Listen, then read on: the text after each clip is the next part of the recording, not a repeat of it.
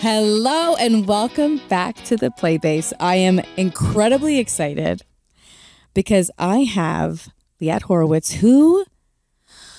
Liat, exhale. What are you going to say? We were just talking about how you remember when I sat in your backyard, and I was actually just sharing with a friend yesterday at your event that you hosted here in Boca Raton about when I sat in your backyard for the first time and connected with you. Liat, you are a results coach. Mm-hmm.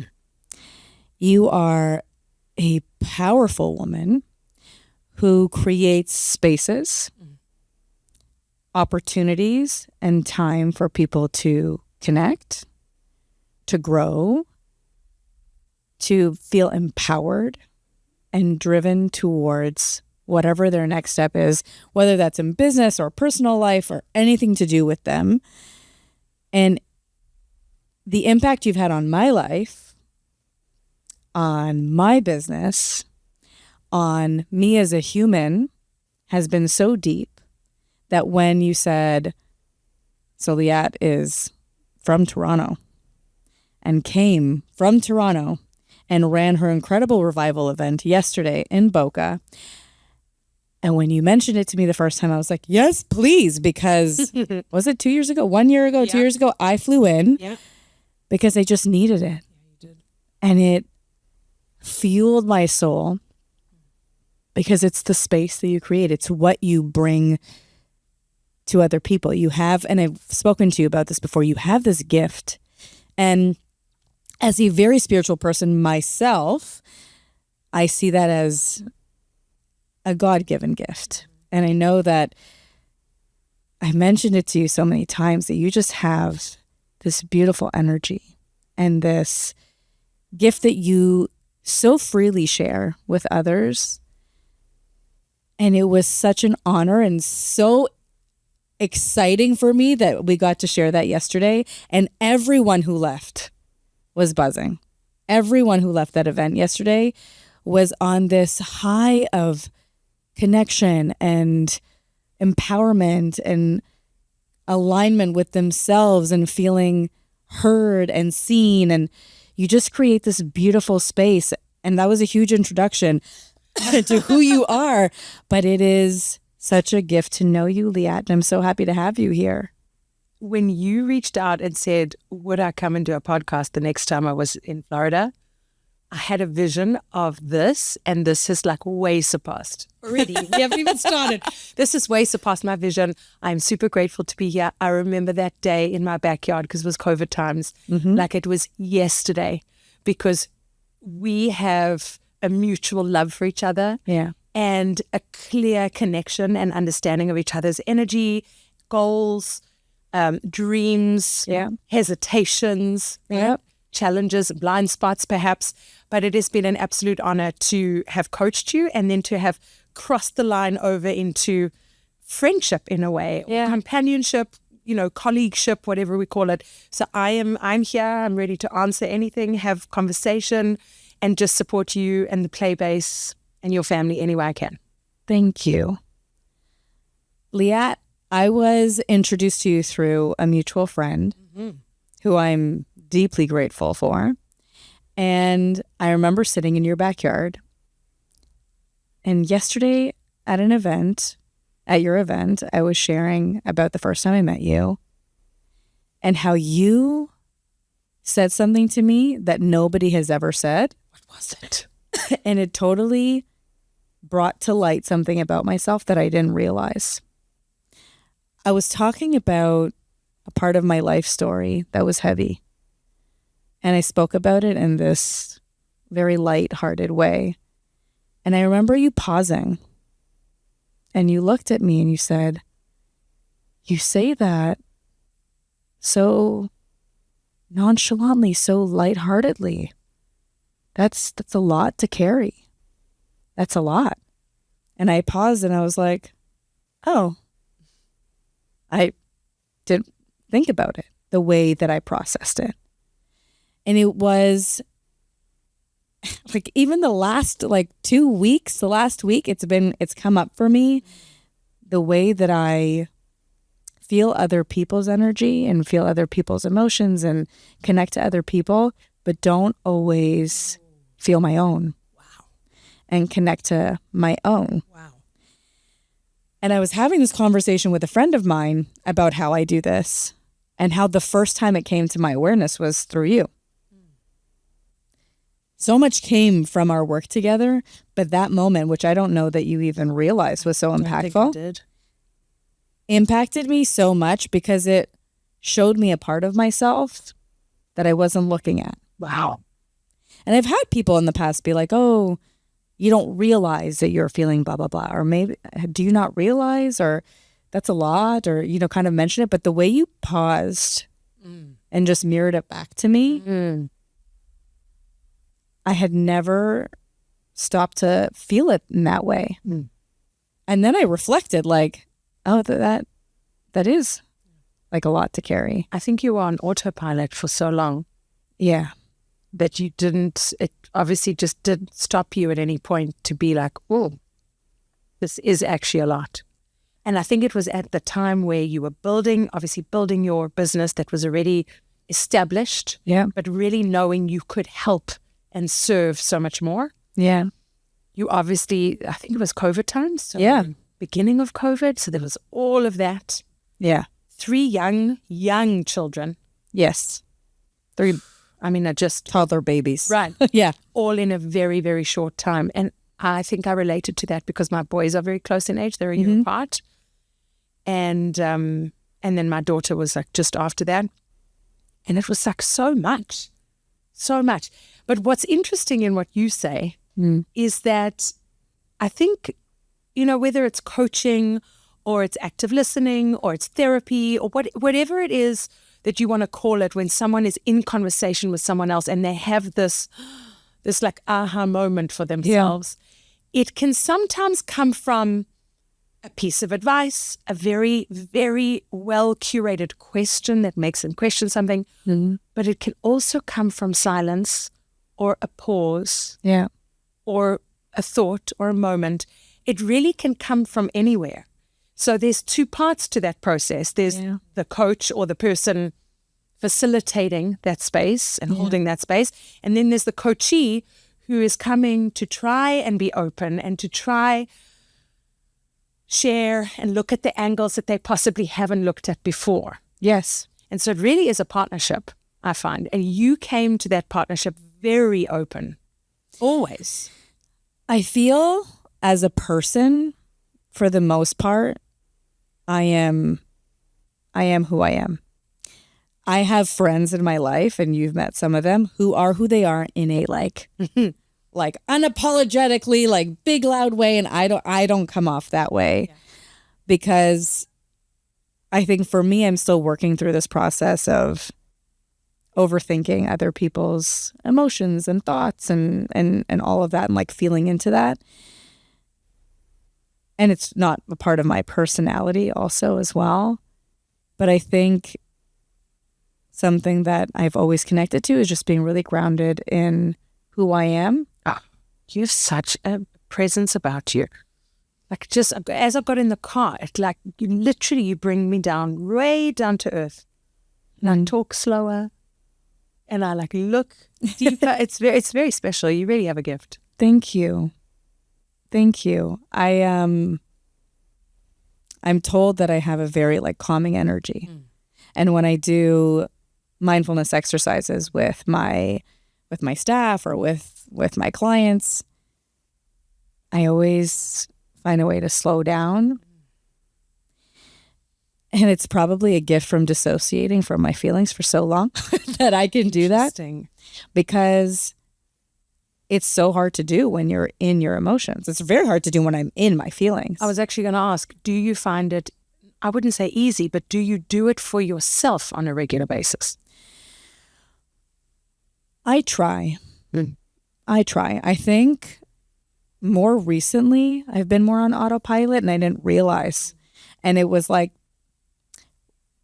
having several experiences that led me to realizing that I was not in touch with my own self, that other people would reflect back to me, like having been in the room with me for certain things and then reflected back to me how they experienced it. And I was like, oh, like I have left different experiences feeling uncomfortable in my body in some way, or feeling a particular way, or thinking something, and then bring it back to like my husband or a friend or someone who was in a meeting with me, and then being like, nope, that's not you.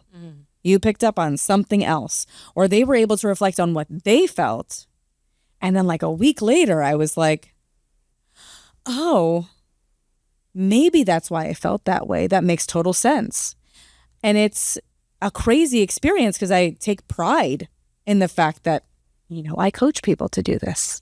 And this is something I practice, this is something I preach. And I've been so disconnected from myself that I'm like, oh, wait, I'm not practicing what I preach right now. And I guess I go in waves of doing it. Yeah, that makes sense. And I think the last few months, it felt like 2025 didn't end for a while. I don't know if it felt that way for you. But then it suddenly did. Right? It like this. Do you know, people in the Chinese calendar, people who study astrology and energy, were seeing that on February 17th, which happened to be my daughter's 10th birthday. That is when the year actually ended. Huh. And I was like, okay, so 2025, you can end now. Like, that's how I felt. I felt like, okay, that energy needs to now shift for there to be a new beginning. Because I was talking to you in the car about how I feel this fire inside of me, this like energy of like, I'm on the precipice of something. And I know that I feel like as a coach like you, that's like the most exciting thing to hear. You're like, oh yeah, tell me more. Buzzing. Yes. Yeah. You kind of want to explode because you feel that energy and you don't know where to put it. Yes. And you're like, what do I need to do in order to get there? I feel like I can see that I'm like near that mountaintop or whatever you want to call it, that next step, that next level. What do I need? Somebody tell me what I need to do. What I need to do. Yes. Give me the formula. Yes. Yeah. And I feel as a person myself, I'm always looking outside of myself for the answer. And I feel like a lot of people who come to you, do people come to you looking for answers as a coach? Yes, they do. Yeah. And it's such a process to help them understand that they have the answer. And it's difficult because I think there's a very fine line between coaching and consulting. Yes. So when you consult, you're giving advice, you're suggesting strategies, you are giving perhaps a to-do list of ideas. So I often cross that line, for sure. I ask if that's okay. I suggest things and say, if you can take it or leave it based on my experience. Right. But sometimes I don't have the answer.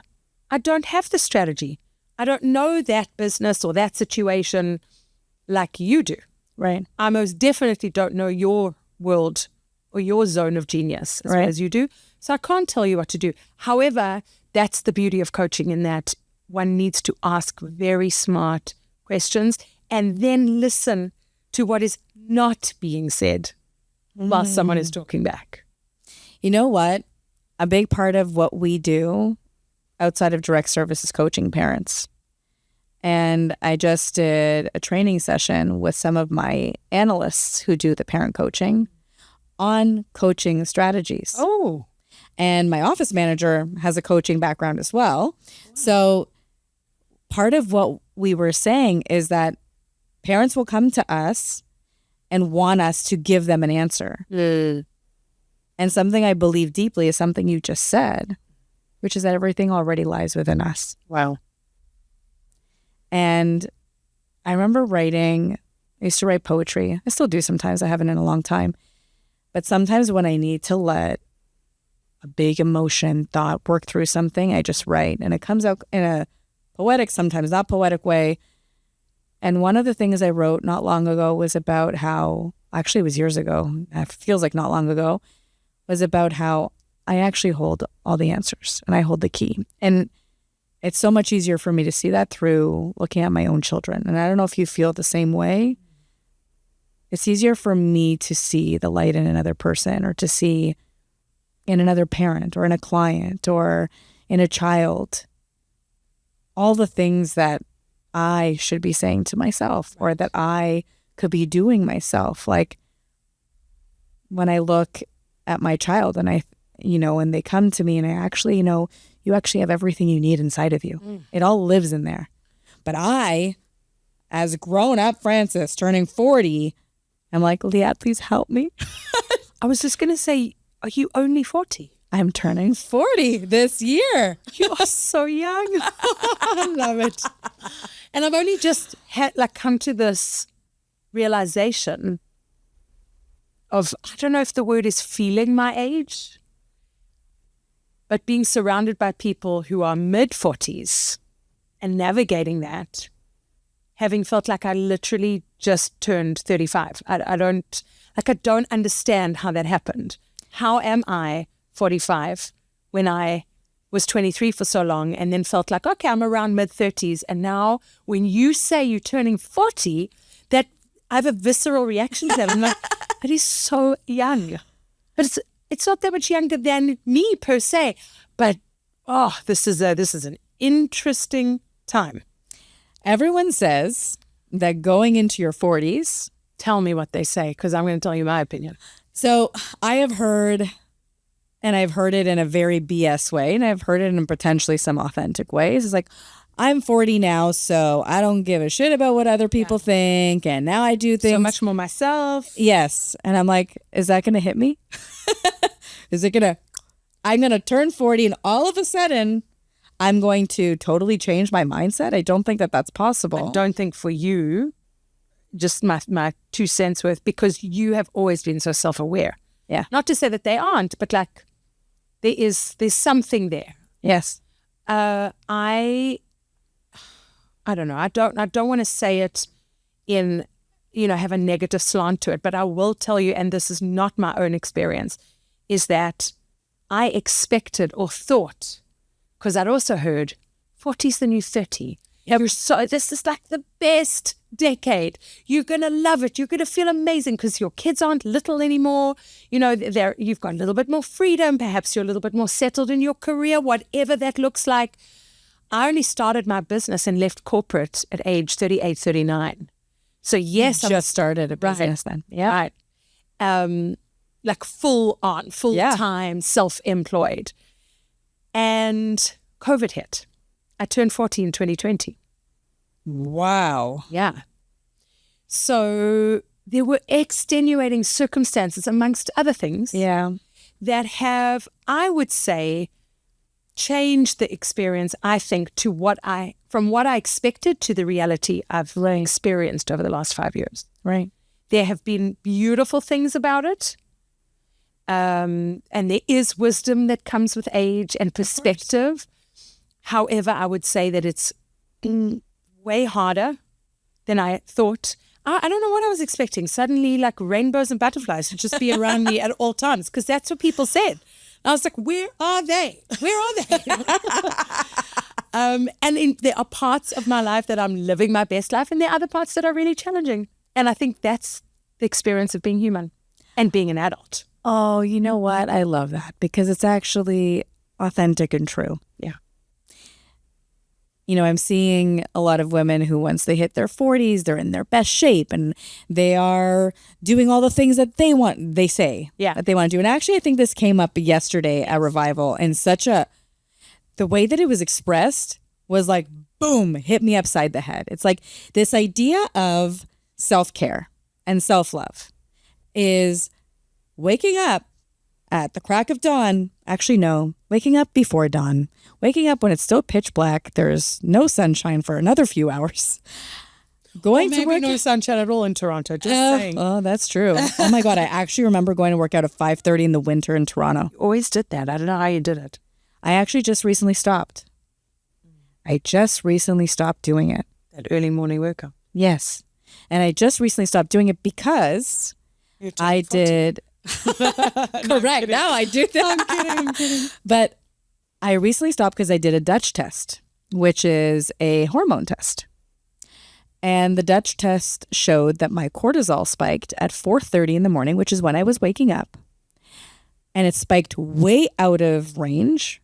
And then my body couldn't regulate it for the rest of the day. And I lead a stressful life in that I run a business. I have 3 children. You know, we are still immigrants here. Like, we got our green cards, beautiful, but still we don't have help or family or support around here. We have incredible friends, and, you know, we've built a beautiful life and community here. But in the end, we lead like stressful lives.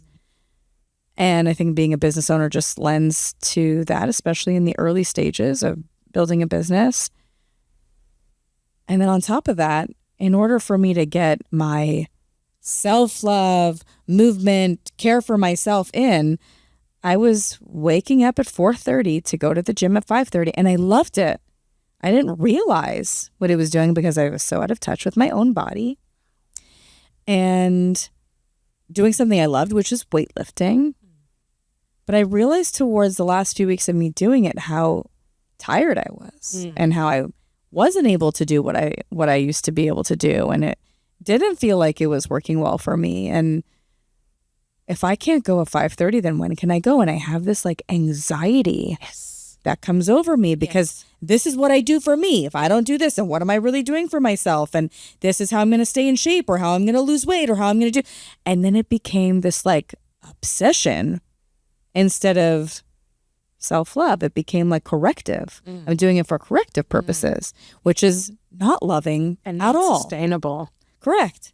And also not loving that I'm not listening to my body and I'm forcing it to just get up and do it because I need to, because that's what research shows. And that's, you know, and when I listened to the person who shared this concept yesterday of like, this is what's supposed to be self-love and eating enough protein and drinking enough water and making sure we have it. And I was like, oh my God, it sounds so horrible. Sounds exhausting. And the peptides, apparently that's a thing. I don't even know what that means. Electrolytes, peptides, protein. I'm going to introduce you to Nicole Peckerman, who is wonderful, and she's a peptide princess.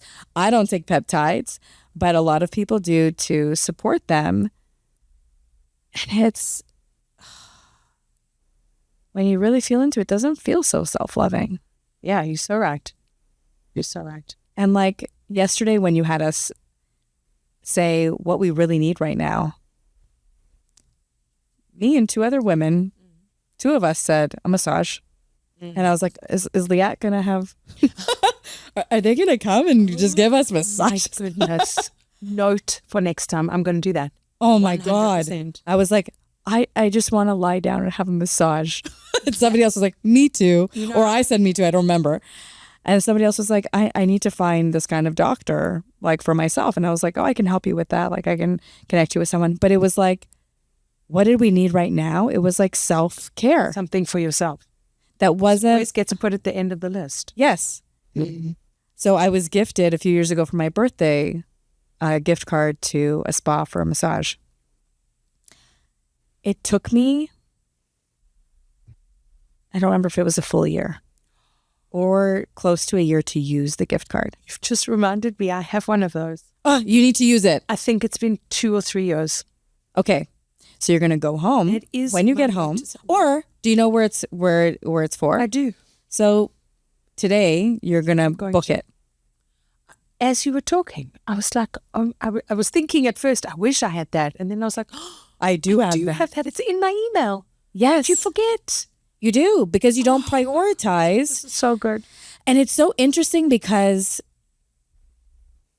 every time I leave a massage, for me, I feel so much more regulated.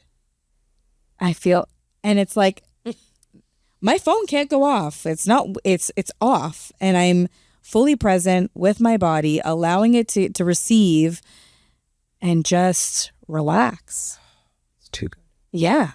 And like, that's one way to do it. And for me, it's like, okay, that's not a tool for everybody, right? That's not accessible to everybody necessarily. It's not something everybody wants or needs. But what is it what is self-love then really? Because I think we're being... to find it. And it depends what season you're in. Yeah. Right? Correct. So I'll give you a perfect example because it's very relevant to this week. Since I'm here in Florida for a week, March, you would think the Canadian winter is over. It is not. Yeah, it's going to snow tomorrow. Blizzard right now, today. Oh my God. And when I was flying out on Monday morning. We're now on Friday, for those who are listening, whenever this is aired. And I remember saying to my husband the day before I was flying, so just a few days ago, he was like, "Are you excited?" And I said to him, "You know, I've had this idea for so long. And we come here relatively often to visit family and friends, but to come on my own, to come to facilitate something that I'm so passionate about, which is bringing women together in the space of revival, which is my brand of retreats, and to meet with the 5 people that I know here and some of their people, it just was like, it was kind of like a little challenge, but also just so exciting." But I said to him, "Yeah, I'm excited." But it hadn't dawned on me how desperate I was for this. Like desperate, but I never allowed myself to feel that until I knew it was actually happening, till I was packing, leaving, checking in, doing it. I totally understand that. As someone who dissociates from her feelings very often. Yeah. Because I was like, if it doesn't work out or something doesn't happen and you go, talk about, being on autopilot, that's how I was. And especially in the winter in Canada, yes, you remember, you just go. Yeah. And you have teenage kids and they're in competitive sports and your husband's working hard and you're working hard and you're next and like on to the next thing. Yeah. And so it wasn't like, I'm excited, but I absolutely must have this to refill my cup, no discussion. And when I got here and I stepped off the plane and I felt first was the heat. Oh my gosh. Yeah. Like just that heat. And then it was the next morning running outside. Hadn't run in months. I actually saw your story of you running inside. I don't know where you run on. The walking track? Yes. There's a new community center near our hood where you used to live. Really? By me. Right by me. Oh my God. Oh, I remember they were building something. There were always signs. It really is phenomenal. Beautiful. And it's brand new and it's because I've seen it. I was like, where is she running? I don't remember this. We play pickle there. My son is like bikes on a pump track there. There's a beautiful library and everything. And inside there's a running track. And I was loving the running track, but I was walking mostly because I'm like, who wants to run around the same circle, 100 meter, circle? Oh, wow. Yeah, that's a lot of circles. And then I came here, went out for a run the next morning and I was like, whoa, this is self-care. Like I needed it so desperately and now I'm filling it up and then I can go back and continue. I take my dog for a walk often and I went with my daughter, Chloe. And she was particularly regulated this day. And she says, "I'm so lucky." And I look at her and I go, "Why?" "I live somewhere where it's sunny and warm. And look, there's a lake, and palm trees, and the tennis court." And I was like, yeah, we are very lucky. Because this was before I had taken her to New York to go back to a winter, which she did not remember what it was like, which in the winter there, she thought she missed the winter because she's a winter baby. Oh. She was like, "I missed the snow, I missed the winter." And I was like, "You don't remember." And we're walking through New York and she's crying from the cold air, which was a mild day, by the way. It's so cold. And she's like rubbing the tears off of her cheeks and from the eyes. Yeah. And I was like, "Chloe, this is mild, baby. Like this is not the winter you remember. You're not used to it anymore." And it was like, to have access to nature like this it is very grounding and regulating. Yeah, I agree with you. And I always say, like, I remember sitting in my basement in the dead of winter where my desk was, my office, freezing cold, like had to wear slippers and warm socks, and the way that it felt on a hard day. And then I remember sitting in my backyard when we had just closed on our house in Florida. So it was Passover break before we moved. And because I was leaving to move, my business fell apart person by person.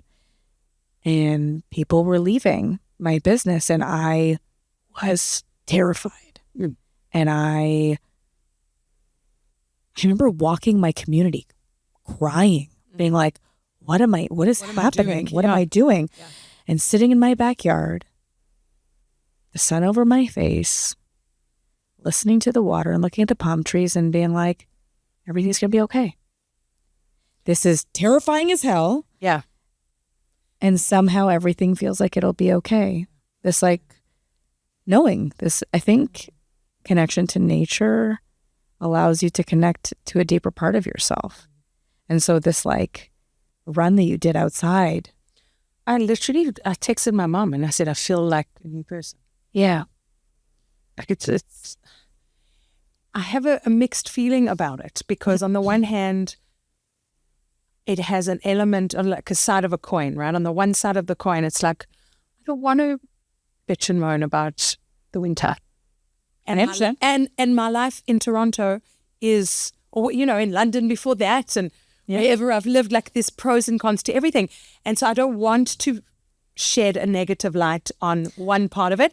But then there's the other side of the coin, and you're like, hold on a second. Like, is this it? Is this it? I'm going to live in winter 7 to 8 months of the year and be okay with it. And it's a decision. Yeah. It's a decision. There are lots of ways around it. Not everybody has to, you know, do something drastic or whatever it is. But we are adults. We get to make decisions about where we live, what we do. I was in corporate for 13 years. And at age 38, 39, when I never imagined that that's a moment where you leave the most amount of security that you know and give it all up to start something really that doesn't exist. I didn't even know what coaching was. I didn't have a certification. I didn't know anyone who had done it. I didn't even know what I wanted to do. I definitely didn't think I was going to do events and retreats. Like, so it's just... I have so many questions that come up for me. And one of them is, what would you say to somebody, or what do you say to people who come to you and they're feeling stuck, they're feeling burnt out, they don't know? Yes, I get it all the time. There was someone yesterday, cracked her open. I don't know if you noticed or... Yeah. There were a few, actually. And I can spot them from when they walk in the door before I've even started, if I have the pleasure of like connecting with them before we even start something, whether it's an in-person training that I'm doing for a group or a new client, one-on-one, or a retreat. What do I say to them? I mean, it's not that cut and dry. Of course, because everyone's different. And people... So what would you say to someone listening? I would say you have to lean in. We have to go on, we and not me, with them. I mean, that would be great. But they need to lean in and go on a journey of some form of exploration. What does that mean? It can take time. It might mean reading to some. And a lot of people are like, oh, I don't read books. Okay. Listen to them. Listen to and find, and you know what? There's many apps that summarize books. That's true. You don't even have to read the whole thing. But it's about taking in new ideas and content that then sparks thought, inspiration, conversation, ideation, right? And I do this in my business all the time. I'm 7 years in. You probably do it too. That process of curation and ideation is a creative process.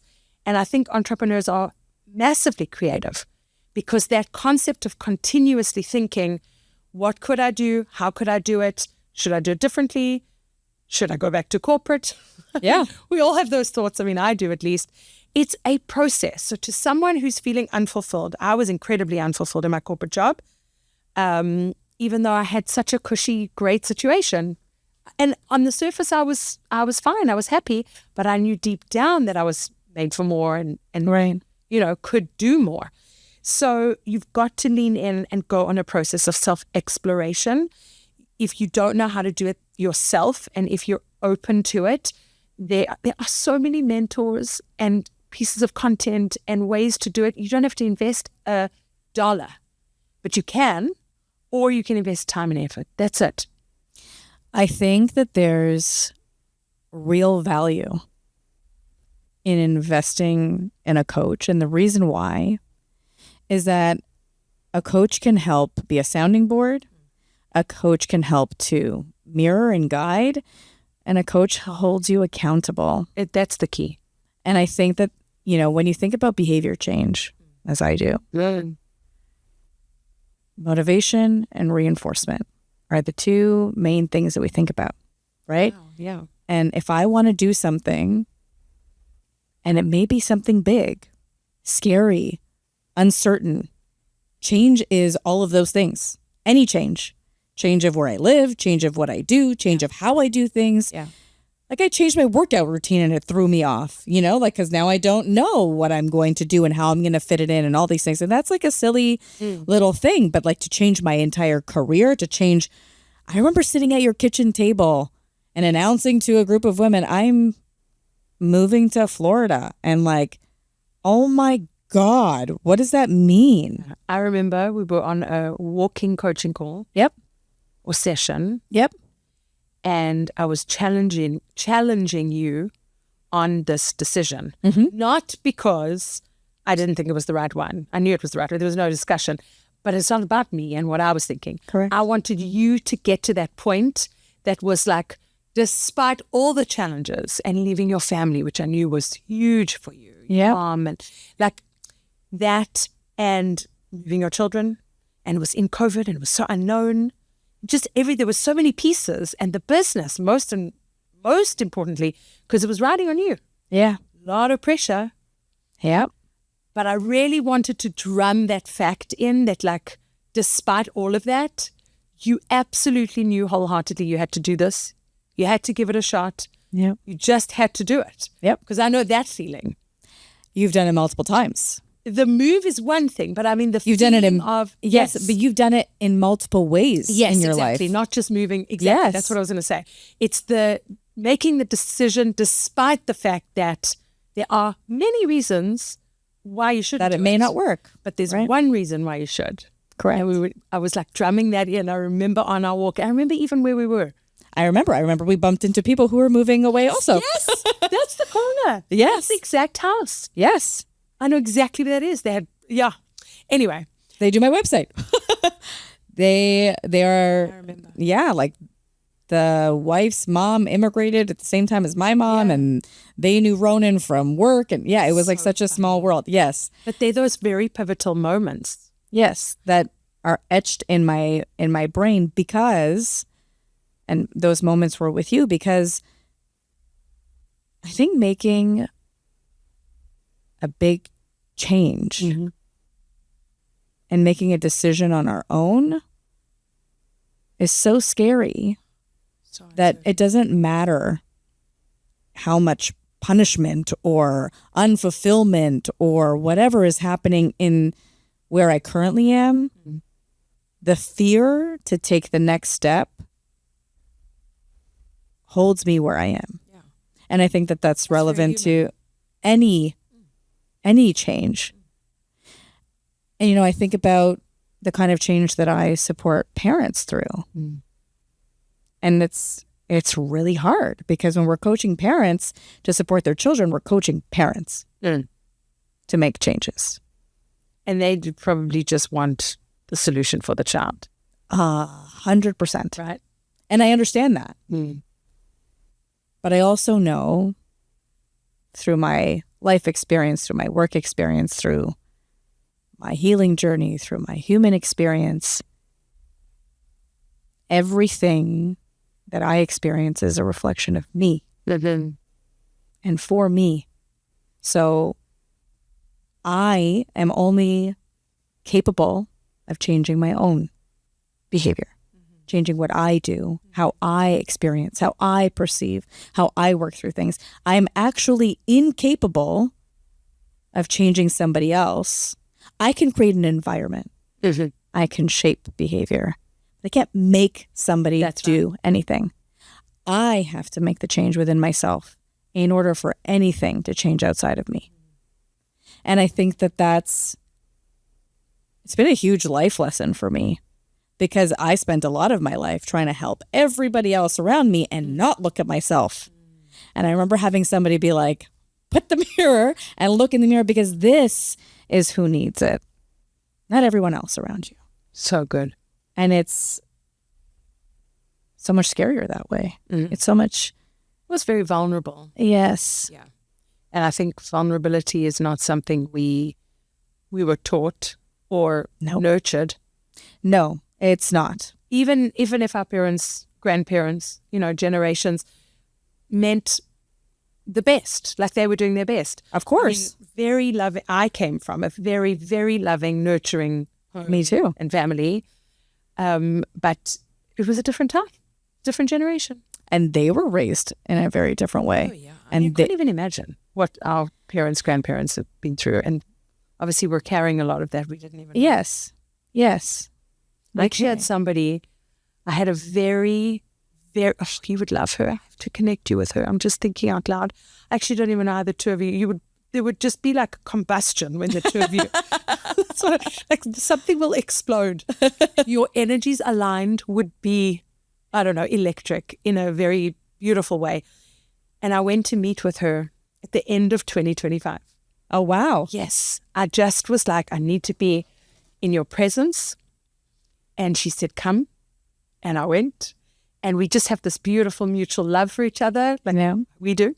And we ended up having this long, it just didn't stop. The whole evening, we went from one place to the next place, continued. And I think she just realized I just needed to like let it out and vent and talk and figure out what it was. And there was a moment, actually, I can't remember exactly what she said, but it literally hit me like a wave, just like bowled me over, because she'd said something about how I might be carrying, or it was relating to, and I don't even use this verbiage, but it was something about a kind of generational trauma, something. I'm carrying the weight of the grandparents and, what they went through. And I was like, I had this absolute visceral reaction. Yeah. It meant a few other things to me, which I then voiced out loud, but she could see it. And she was like, I'm so sorry. Maybe I overstepped the boundary. I shouldn't have said that. And I said to her, actually, it was a massive realization, especially stuff since like October 7th and just the last few years and COVID. And I was like, whoa, that's a lot. Yeah. No wonder. I mean, that exhale, exactly. Yeah. She meant it in one way. I took it in another way, but it was the same. It was really the same thing. Yes. Giving us the permission to be in that moment and be vulnerable and like be like, whoa, this is actually sometimes too much. I actually, it brought me back to a memory of training preschool teachers. It was one of the first trainings I did after moving, and I spoke about the kids that walk into their classrooms, especially down here in South Florida, where it's like such a mixed bag because it's very rare to find born and raised Floridians. Like they exist, but they're rare. Right. And especially since COVID, and now top it off with October 7th. And I said, these children walk in with their own attachment, their own neurology, their own psychology, their own cultural background. And I said, so you have kids coming in from the UK, you have kids coming in from northern states, you have kids coming in from Canada, who all experienced COVID itself differently. And they're young. Their parents experienced their own attachment styles, their own neurology, their own mental health, their own baggage that their kids come in with. Invisibly, they carry them on their shoulders, on their backs. They're holding them. They're walking around with this invisible baggage, and they walk into your classroom. They say, hi. And all of these kids come in with that. What they're also coming in with is ancestral baggage. They're coming in with so much. And they all walk into your classroom, I said, and then you are left to deal with whatever that is. And teach. Yes. On top of that. Yes. And those kids Some of them had parents who had to go through a lot during COVID. I said, and then when I started training after October 7th, I said, and I'm, especially in the Jewish day school program, I said, now put on the baggage of October 7th, children who don't know, but feel, children who know, and children who have zero concept of what happened because of their age, developmental stage, whatever, but are literally walking around with this anxiety. I don't know if I ever told you this story. After October 7th, I think it was October 8th, my children did not know what happened.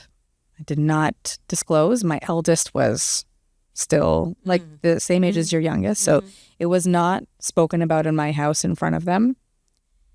And that day at dinner, Chloe said to me, Mommy, I'm feeling really sad and very scared and I don't know why. And I sat at the table and I was like, I understand. She knew nothing. She didn't know. Yeah. But she felt But she could feel it in her body. And she had the language to verbalize it. Some of the kids either don't realize, don't have the language, don't understand what they're feeling. She had the language.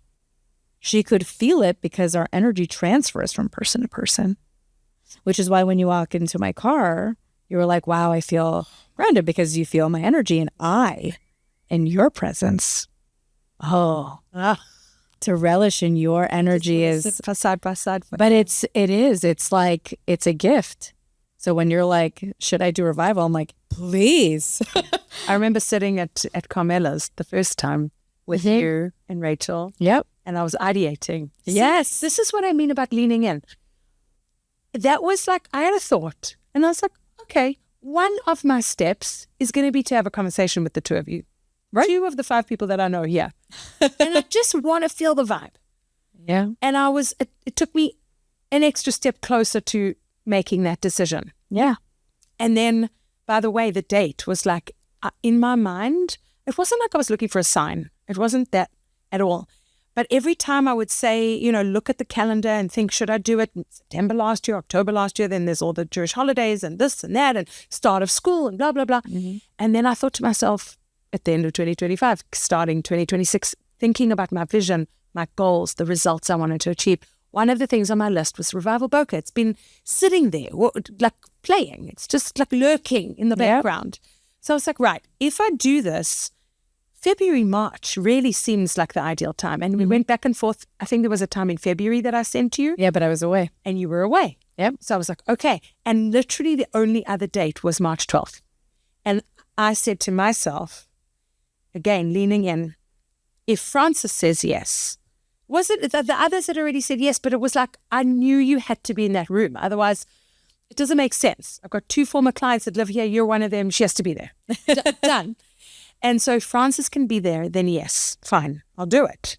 You said yes. And we had some weird communication like delays for some reason. I don't know if you're not a WhatsApp person. I hate WhatsApp. Okay, because I have 55 groups. Exactly. So then we moved to text. And I was like, Yes. hey, text. Great. Then I got the answer. May 12th, March 12th is good. And then, we're sitting down on this Friday after having gone for me to Miami to meet with a colleague and a friend that I used to go to university with 25 years ago. That's crazy. But we've been friends and in touch since then. We haven't seen each other, I think, in about 10 years. That's so crazy. Today was the day because I reached out to him and I said to him, where are you traveling? What's your story? We had a connection call. And he said, actually, I'm doing my sales kickoff in Miami the week of March 10th or whatever the date was. And I was like, hold on, that's the date I'm coming to Boca. So this is it. Has to happen. It's divine. So you lean in, and here we are. And then you're like, come and do a podcast episode. I mean, really, what in my eyes now on a Friday afternoon, what more could I ask for? Amen. And I think leaning in is like that, listening to the whisper, right? Leaning in is listen to that whisper. What is it telling you? And leaning in is allowing. And relinquishing a little bit of control to being like, what is that? And okay, I'll honor that and let's see what that means. And just allowing, I think. And I remember actually getting on a call with, I don't know what her credentials were, but she worked with a cousin of mine, somewhere in the, I don't know what her credentials were, but she's like, you should get on a call with this woman. And I spoke to her and she said, all I'm going to say is I urge you to lean in instead of leaning away from everything that you feel, because I feel like you do a lot of leaning away. And I was like, yep, that sounds like something I do. I definitely disconnect as a way of coping. And leaning in is the most powerful healing experience, I think. It's like listening to that whisper can give you the greatest gift. And it sounds sometimes absurd, or it sounds like I am going to do that. Come on, like kind of like that. Like, really? But then when you said Revival Boca, I was like, please, let's do it. And look what it gave. Because every single person who left that room was like, oh my God, I need more of this in my life. Including me. Yeah. Thank you for saying that. But like me too. It makes me think of the concept of control when you said that word, because I have in the last few months come to a very big realization for myself that wanting to be in control is my defense mechanism. Yeah. Yep. But it was a bit of a, I don't know if I can swear, but it was a bit of a mindfuck for me, realizing that. I knew I loved being in control. That I knew. That's not new. It's that is my defense mechanism. In other words, that's what I revert to no matter what the situation. Because when you're in control, things don't feel so anxiety inducing. They don't feel so out of line. And control is, in my opinion, a perceived thing.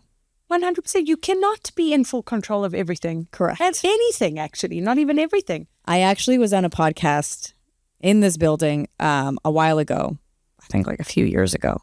And I remember saying that one of the things I came to the realization of is that I have control over nothing. I don't even have full control of my behavior. Mm-hmm.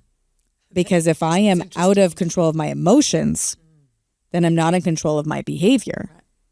But I can be in control of my breath, which is why breath work is such a powerful tool, and to practice it, because it's literally when I have nothing left, it's the only thing I can control. Mm-hmm. And it's the only thing that then regains control of my brain, because it indicates to my nervous system when I slow it down, everything's okay, which then regains control of my brain, which then regains control of my actions, which can then perceivably regain control of outcome, but not necessarily. And it's, and it's like in a meditative state to listen to you. But it's true. If you really get down to the detail of what we have control over, it's not even our own actions when we are out of control of our own emotions, which things will trigger us. And depending on our state in that trigger, can trigger us to complete loss of control, which we experience in parenting, we experience it in relationships, we experience it in business. Like things happen and we're like, what the? And fill in the blank with all the beep, beep, beep, beep, beep, you know? Things that I would never want to do or say and that I'm not as proud of. But if I regulate my brain, I can only do that through my breath or through other mindful actions. Mm. Liat, I could speak to you till the end of time, because I adore you so much. And I think you are such a gift. I know. You are such a gift. And everyone that I speak to about you shares the exact same sentiment. And if you are on the precipice of something big, or you are uncertain of what you should do, or you're feeling stuck and you need someone to guide you, oh, I could not recommend Liat more. So if this is you, you'll find her contact information in the notes. But before we go, do you have a question or statement that you want to leave the listeners with? Something for them to sit with for themselves? Oh, this is a good one. I'm going to tap into something that I said yesterday at Revival and the week before when I gave a keynote at another women's event, and before that I did in my online coaching group. And that is to just encourage people to lean into the concept of connection and what that means. Not just networking, because it's a very hot topic at the moment. Yep. And with the world of AI and social media and so on, connection really is key. And so I believe you are one connection away from something big, whatever that means to you. So as you're going on your process and as you're leaning in and, exploring and listening to things and starting to open your eyes to things and maybe having conversations, maybe seeking out a coach, a therapist, whatever it is, open yourself up to potential new connections. Even if you don't know why or what they're going to give you or what you can give them, there is so much magic just on the other side of that. I think connection is everything. I love that. Especially results. Yes. Before we go, I just really need to ask, are you going to do another Costa Rica retreat? Because Do you want to come? yes. Should we do it? Please? Okay. I'm planting the seed. The seed is planted. I just need the one or two to be like, I'm in. But I just need to say to you, when is the date? That's how we do it. We figure out the date. Okay. And then we go. And yes, 100%. So I long for it in my soul, that place. I don't know, it came up either in a picture or you mentioned it. I think you mentioned it when you introduced Danny. And Rev looked at me and she's like, did you go? And I was like, I wish I didn't have a green card. Now you do. Yes. Yeah. And now I'm like, please, can we go? Because you create magic. November 2026. If that's too early, we can push to 2027. It's all that the Hebrew saying, B'sha'a tova, in the right hour, in the good hour. That's when it will happen. I like November 2026. I like that. I like it. That's easy. Let me see. It's so much sooner than 2027. So let's do it.